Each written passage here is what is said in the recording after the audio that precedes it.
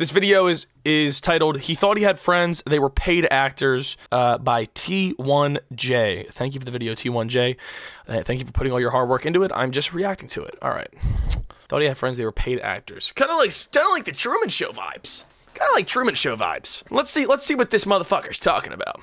What? Matt? What is going on? This is Matt. He just found out that all these friends he'd gotten close to over the last couple of weeks were actually paid actors who were part of an elaborate reality TV hoax. It sounds like a pretty mean prank, because it was, but my boy Matt ended up getting the last laugh. This image actually became kind of a meme several years ago, but not everyone knows the full story behind it. What would you do if your entire world turned out to be fake? If an army of writers, producers, and actors spent over a year creating TV's most elaborate experiment around you? Everybody's getting punched in their shit. Everybody is getting punched in their shit. Dead ass. There's no other option. They spent a year faking my life. You're all getting popped. Men and women. Men and women getting slimed out. Genuinely though, what do? You have to tweet the fuck out. You soft as shit. I'd actually take the soul of every living being in my radius. I actually don't even know. See, the thing is, I don't even know if you would believe it though. If that happened to you, right now, and friends from your high school or whatever, or your close friend group for however many years were yo, bro, I got you, bro. Dude, I got you, I'm an actor. At first you'd be okay, this is a weird bit, right? And then he would keep saying, you'd be okay, all right, you're an actor, dude. And then even if you how long would it actually take you to be what? And even then I'd be why? I'd be why? Why have you done this to me? What's the difference other than them getting paid? What you mean? Bro, if all of my friends just came in here and they're yo, we're on a TV show, big dog. We haven't been your friends at all. What do you do? If they plotted your every move, recorded it 24 hours a day, and put it on national television, well, that's exactly... Did he not know he was being recorded? Let me find out he didn't know he was being recorded. I do weird shit when I'm alone. Do not record me when I'm alone. Stop. What is this? Are we dead ass? Let me find out. Let me find out that he didn't know. What happened to this guy? This is the Joe Schmo Show, which aired in 2003 on Spike TV, a network that was previously known as TNN, and then they later changed it to just Spike, and now it's called the Paramount Network, but at the time it was Spike TV, the first network for men. That was their actual slogan during that time, so you can imagine what kind of content would be on a channel geared towards young men in 2003. Spike TV. Yo, boys, you wanna come over and watch Spike TV? Dude, let's fucking watch fucking boobs. Woo! Fucking Spike TV in my crib, 8 o'clock tonight. We're gonna look at boobs. I love early 2000s. Early 2000s were the worst fucking time ever, bro.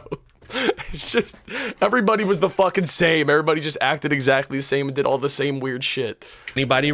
Stripperella. Nice. Nice. Nice. Good work over there at Spike TV. Remember Stripperella? Probably not. Most of the Spike TV content that wasn't reruns of Star Trek was pretty forgettable. So here's the setup of the Joe Schmo Show. They told my boy Matt that he was selected to be one of 9 contestants on a reality competition show called Lap of Luxury. Lap of Luxury is your basic Big Brother style show where everyone lives together in a big house and they compete in challenges, and people get voted out one by one until just one person remains and they win the grand prize, which in this case was $100,000. But the twist is that all of the other contestants were actually actors who were playing characters, and most of what they did was carefully scripted, all of this being unknown to Matt. Today, Molly is going to confide in Matt.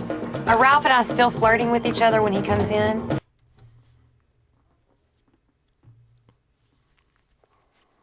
All right, well, the benefit of this is that he knew he was on camera. if I was in a situation where all of my friends were fake and I was being secretly recorded, I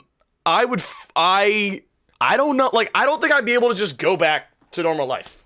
You know what I mean?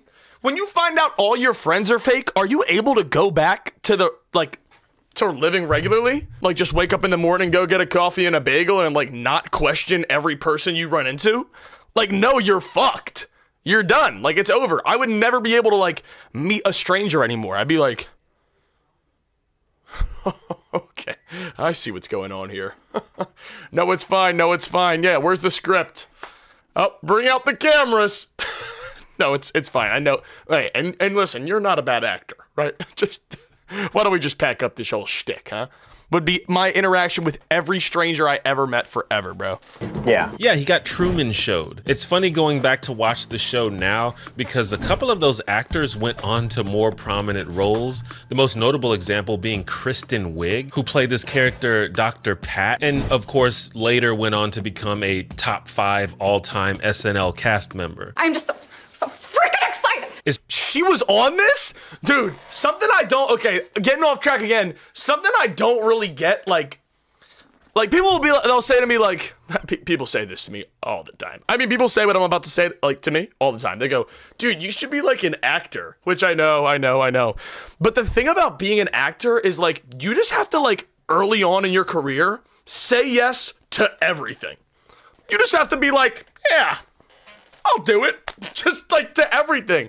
And, like, early career of so many rappers. Hold on, wait a minute. Y'all thought I was... Is, like, their catalog is so random and weird. Like, you just have to, like, be a sheep in, like, a big costume for a year. Like, for no reason. Like, I would never want to do that. Just give me, like, a big role. Just strange to remember that there was a point where Kristen Wiig was so unknown that she could be on a show like this. It's called the Joe Schmo Show because the point was to find the most simple, unsuspecting, average dude possible, a regular Joe Schmo, and throw him into a house with 9 crazy people and see how much they can fuck with him. It kind of sounds like some dystopian psychological experiment. That's because it is. And then on top of that, after you find out that the last however many months of your life were fake and planned, you then find out that you're the star of a show about the most average guy ever. That's you. Not only are you getting fucking tortured mentally, they then right at the very end are like, and by the way, we only picked you because you're just so average. You're just like everybody else. Don't think we picked you because you're special. We picked you because you're just like whatever. It's totally not the type of thing I would normally be into. It's just kind of cynical and mean-spirited. They call the guy Joe Schmo, for God's sake. But let's talk about the Schmo. His name's Matt, like I said, and he's a... Don't call him the Schmo. Don't give him the nickname the Schmo, big dog. Let's talk about the Schmo. Don't call me the Schmo. His name's Matt, like I said, and he's a law school dropout who lives with his parents and delivers pizza for a living. The exact kind of homegrown, white bread schmuck they were looking for. Matt is confident and outgoing, but also pretty goofy, a little awkward. He's one of those guys with no filter, just kind of says the first thing that comes to his head, which leads to a... He looks like such a nice guy. Like, yeah, he dropped out of law school and he delivers pizzas and he looks like he's 30. Okay, whatever. Like, you know, as long as he's happy. He looks happy. He looks like a silly, funny dude. And they were like, this is the perfect fucking loser for our show. Let's torture this fucking loser. This is so bad. A lot of foot and mouth moments. You're gay, huh? Can I see this? Huh? Yeah, he looked at me like, yeah, I'm gay, so what? You know what I mean? Which, he's right, why would I have said that? But here's the... Fuck, I like this guy! Like, what? Writing a book is hard. Which, like, yeah, you're right. Why would I have said that? I don't know, bro. You said it. Acting like somebody else said it. He's right to be mad because, like, why would I have said that? You did. He's also really kind and friendly. He's polite. Ollie, I guess you like to pray before you eat? The moment of silence was my suggestion. I don't pray, but I knew that she did. We all have a lot to be thankful for anyway. For sure. Helpful, Trust me, nobody wants this to go faster than I do. Nobody warned me about this. Really? It's cute. I feel like a fucking clown.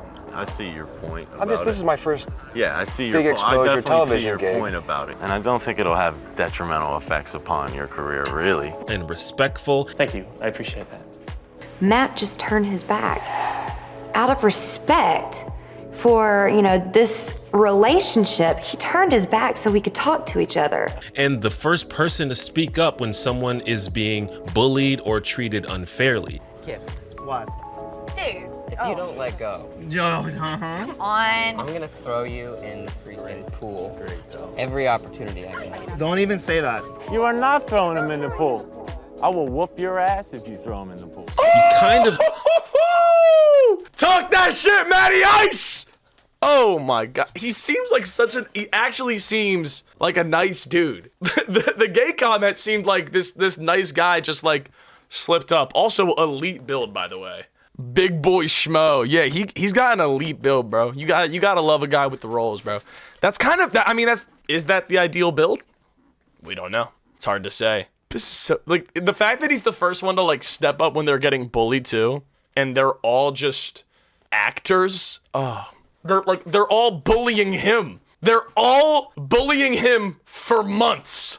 How do you take this role? How, like, again, same thing with like why it's so difficult to be an actor, because you have to do this to like raise your career. What? Like, no. If my agent called me and was like, hey, listen, we need you to just like mentally torture this guy for a few months. That cool with you? We just need you to act like this guy's friend. So your job as an actor is gonna act like you're a regular person to this guy who thinks you're a regular person, and mentally torture him and probably fuck him up for a long time. Sure, sign me up. Like, what are we talking about? immediately like the guy. Hey, dude, I wanted to say, when I said you're gay before, don't get pissed. I think Matt definitely felt bad. I mean, you could tell Matt was just really sincere when he said it. I'm an ally, just so you know that, for real. I mean, that's pretty woke for a straight white guy in 2003. It's a fair point. That's my birth year. Damn, bro, I was a toddler when they did this. Damn, that means that guy now is like, however old he was now. Damn, he's like an old man now. What are we watching, Lard Boy? Although it's clear that Matt understands that he's in a competition, or at least he thinks he is, you really get the sense that he's just happy to have this experience and to meet all these interesting people, some of whom he really comes to like and respect, like Earl, for example, the grizzled veteran who opens up to him and becomes somewhat of a father figure. I'm really glad that we met, and I can honestly say that I'm better off for having known you. Thanks. So of course, this makes it even more upsetting that it's all fake this. and they're going through all the trouble just to stress this really nice guy out on national television. In the first few episodes, the whole point of the show is just to put Matt in humiliating situations and screw with his emotions. They constantly do these little cutaways where the actors or the crew smugly discusses the schemes they've created or how hilarious it is that Matt is falling for their little prank. Can you give it some rhythm? They are just bullying him. They're doing cutaways being like, can't believe this fucking loser is falling for this. You guys see this idiot? We got him to walk in a Speedo. We're all in on it. We're all laughing at him. Dude, we were all in my trailer just cracking up. Just crack. I was gonna say that if he doesn't get the prize money at the end of this video, all of these people, some of my ideas are radical. I really wanted him to make noise, like make a sound. I don't know, I just thought it would be funny. I'm sorry, Matt. At 2, Kristen, there's this one scene where Matt is genuinely upset with another housemate named Hutch, who is being an asshole, because he's the asshole. It's literally the script. And they show a split screen revealing the rest of the cast and crew just laughing at Matt while he's going through this emotional moment. It's really off-putting to me, but I guess that's the show. So, like I said, Matt... Also, real quick, why was this on, like, the men's network? Like, the network where it was, like, supposed to just be, like, Spike TV, Just dudes watching boobs and fucking this shit's for the dudes. No girls here. This is dudes TV. And they were like, here's a show about bullying a guy that's just like all of you. That's just like all of you watching Spike TV. We're gonna make a show about bullying the average Spike TV viewer. Fire. That's what we need. Boom. Is not just some goofball. He actually tries to play the game. He strategizes, he forms alliances. He's getting closer with his housemates, but he's definitely there to try and win the cash. But of course, this entire show is scripted, so none of his strategy really matters. Like there's this girl, Ashley, who was really nice to Matt at first, but then kind of did a heel turn into being very conniving and cold to him. And of course, good guy Matt doesn't like that, so he tries to rally support towards getting her voted off of the show. But the producers throw Matt a sadistic curveball. The deciding vote in tonight's eviction ceremony. Earl.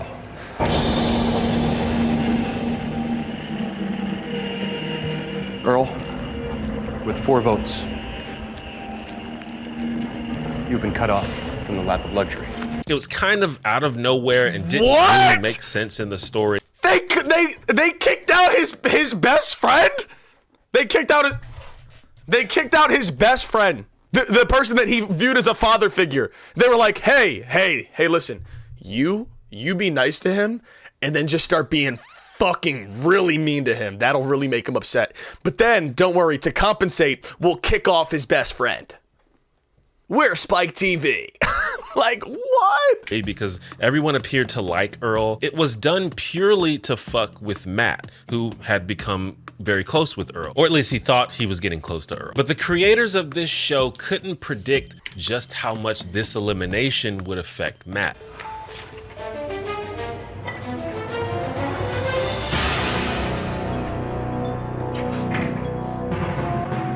You're each one step closer to $100,000. Think about the events that led up to this moment. Learn from them. And get some rest. It's been a hard night, and it's going to be a big day tomorrow. Seeing how sad Earl's eviction made Matt caused almost all of the actors to halfway break character and try to take care of him or cry alongside of him. Yeah, I know, me. I was sad too. I was sad for real. It's just not worth it. Bro, do you hear that fucking piece of shit? Dude, I was sad for real. Like, that's the first time? That's the first time the whole show you actually... Dude, not gonna lie, that was like, I actually kind of felt sad right there. Dude, I actually felt an emotion. Dude, I actually just felt an emotion. What the hell? What the hell? I actually felt half an emotion right there. What a piece of shit. They're all like, oh my God, what the hell? Wait, no, we're supposed to bully him. I shouldn't be crying. They made this poor grown man cry because he made a connection with somebody. If they don't give him the money, if they don't give him no money, he should have sued this show. He should have sued this entire network for every dollar they were worth. Genuinely, every fucking dollar. And it's just not. And no one watching will understand. Until you're in the position, you have no idea. But here's the thing.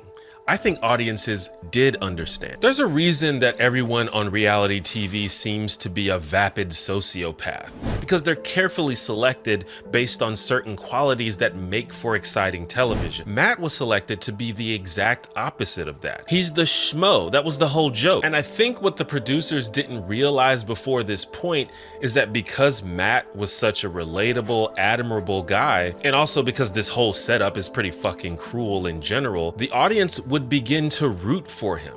I know I did. Matt wasn't the schmo anymore. He was the hero, and the producers and the actors became the antagonists. The best moments in the show are not when the producers are laughing about how well their prank is going. My favorites are the times when Matt surprises the producers or does something that inadvertently ruins their cynical plan. Like there was this one competition where...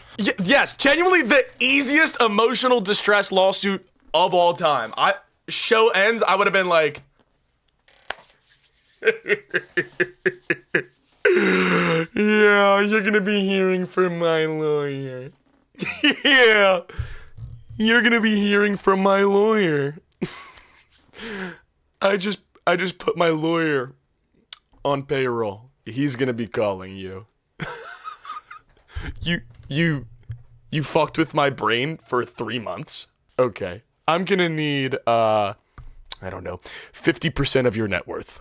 Like there was this one competition where Matt had to put his hand on a porn star's breast, and if he removed it, he lost the game. Again, it was Spike TV in 2003. Almost all of the competitions involved breasts. That probably sounds like an exaggeration, but you'd be surprised. Anyway, the producers basically were like, of course, Matt is a horny caveman. There's no way he's ever gonna let go of that breast. But Matt strategically loses the game on purpose. It's complicated, but basically if he lost the game, he knew he would get his own room, which he really wanted. You have to watch the show to get the context. And since the script said that Matt was meant to win that challenge, they had to scramble to update their plans for that episode. Or this sumo competition they had to do, which was all— Dude, what? Like, oh my God, why are they all like dumb pieces of shit?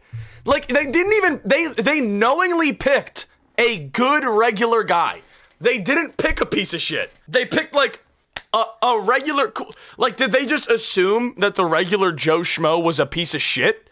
Like, no, I mean, this is just actually like gross. I'm surprised the writers are letting Frankie watch this vid. The writers? Is there writers for my life? I'm telling you, if I found out I would take incredibly extreme measures. I'll tell you this, if I found out that like Devin was like an actor and was not my friend, blowing his head smooth off. Smooth off. I'm gonna sand the gap from here. I'll sand it down so it's smooth. We are getting paid to watch, but don't tell them I said this. If you guys are getting paid to watch my stream, honestly, bless up, because I'm having a good time. So designed for Matt to win, but after he accidentally injures Dr. Pat, he unexpectedly chooses to give her the prize he won. It's good guy Matt. So when they literally break his spirit to the extent that he's full on bawling on national television, even they have to ask themselves, are we the baddies? The actors were sort of second guessing like the whole process of the whole thing. The whole show, yeah, dude.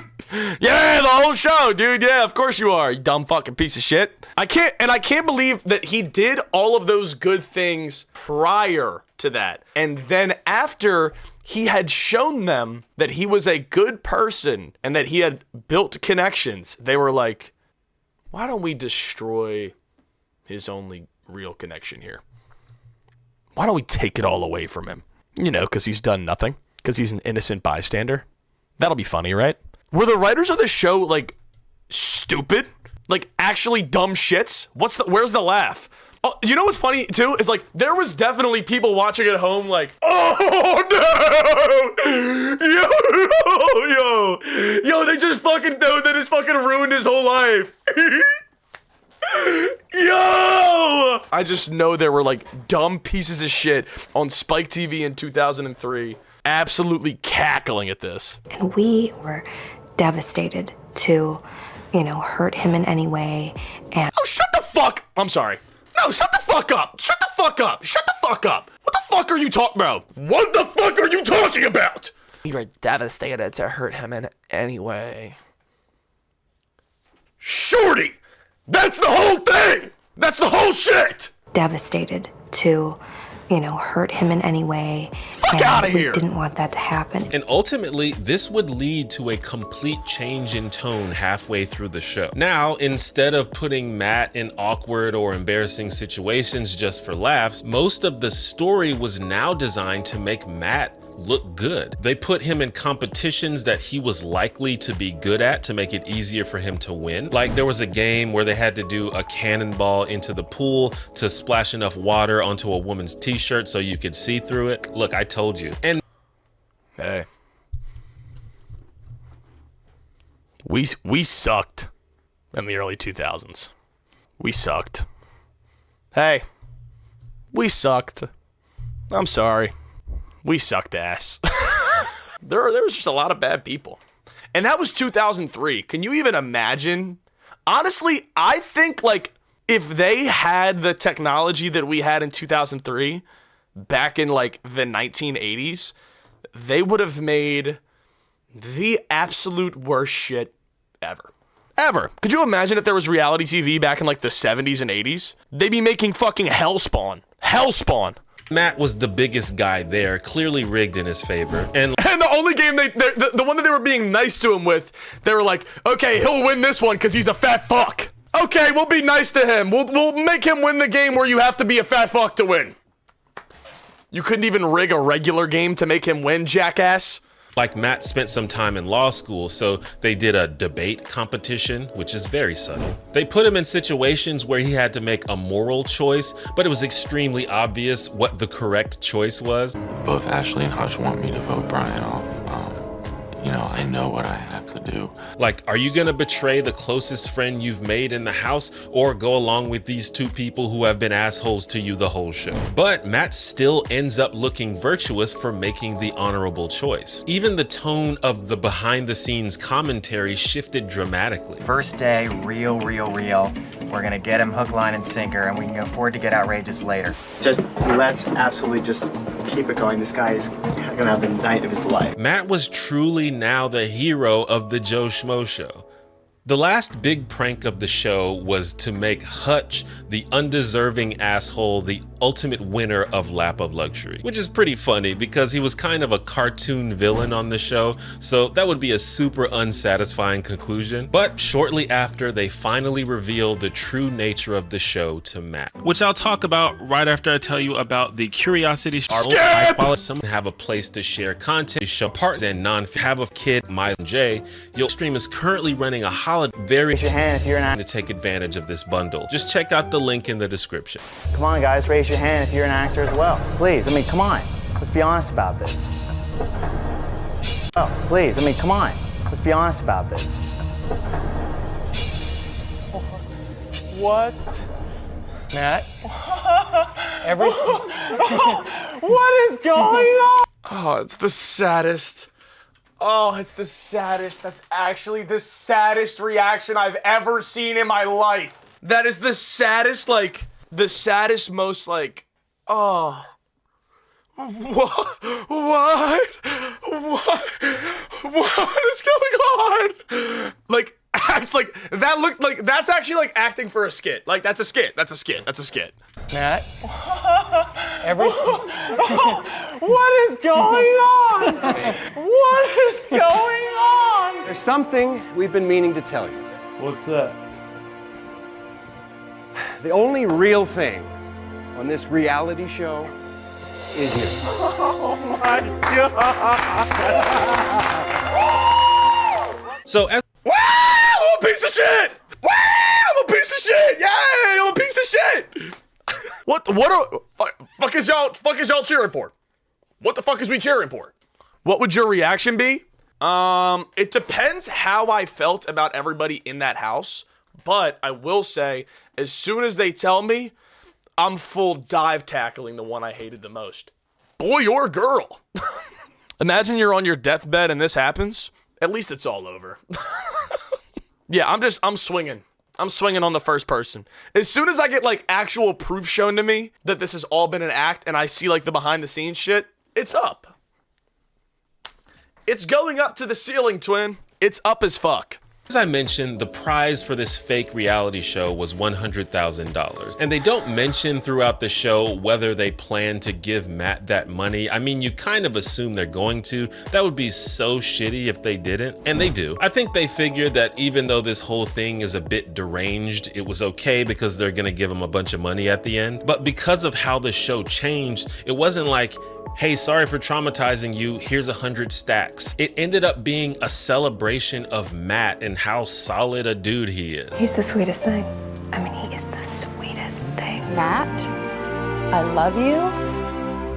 You're an amazing person, and you've surprised everyone on this project with how big your heart is. Matt's he's a genuine guy. He's top 5 of the nicest guys I've ever met in my life. Dude, this is so crazy. Yeah, let's look up how much is 100K worth? How much is it? 176,000. So, I mean, good bread for sure. Good eats. I mean, definitely good eats, but like to have my entire life scripted and essentially be bullied, well, For 176 beans, I could get over it.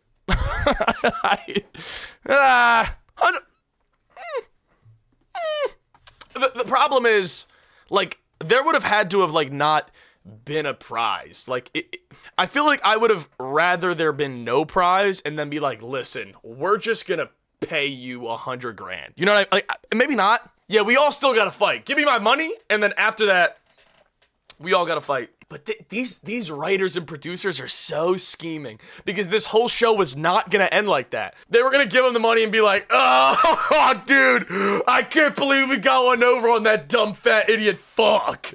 But instead they're like, this guy deserves this money. He is so sweet. He is the sweetest thing I've ever met in my entire life. Top 5 of the nicest people ever. He deserves this money, and that's why we wanted to give it to him, because we knew he was so sweet. No, bitch! You thought he was a piece of shit, and you were just gonna give it to him as a consolation prize. Fuck! I mean, he's just a great guy. The power of boredom. God. It's all for you, man. It's all for you. Thank you so much. For what? For what? Oh my god, they're all getting popped. This is so bad because, like, he doesn't even know that they were bullying him. He doesn't even know. He thinks this whole thing was just, like, designed to give him $100,000 and showcase how nice of a guy he was. You fucks. Ah! Like, they could have pulled any awkward goober off of the street and gave him $100,000, but they got my boy Matt. And you like when good things happen to good people. But the real reason I love this story is because it's a story of pure human goodness overcoming cynicism. They literally had to rearrange their whole show because of one man's integrity. They were forced to abandon their sadistic premise of just fucking with a guy for kicks. Isn't that literally like the premise of like every movie about bullying? Like, the kid just ends up being so good that the bullies are like, you know what, bro, you're not half bad. like is that not it? Like, they bully him forever, and then like the bullies end up in a sticky situation and the kid saves them. Like, this is literally like a movie. Frankie, if you even put your raggedy ass shoe down in Bergen County, New Jersey, I will make sure your casket is cozy and warm. You ain't doing shit. You're not doing a goddamn thing. And turn the show into basically a surprise party in his honor. There were 2 more seasons of the Joe Schmo Show, but you can tell they were trying to intentionally capture the magic that Matt unexpectedly brought to the first season. And it's not really organic, so it doesn't really hit the same way. It's so easy to get sucked up into negativity. I just thought it was cool to see an example of human decency finally winning the day. That's just me though. What do you think? Thanks for watching. If you want to hear another... That's just me though. That's just me though. W video, thank you T1J. Very, very well presented, very well edited, so on and so forth. Great video. Great video. W video chat.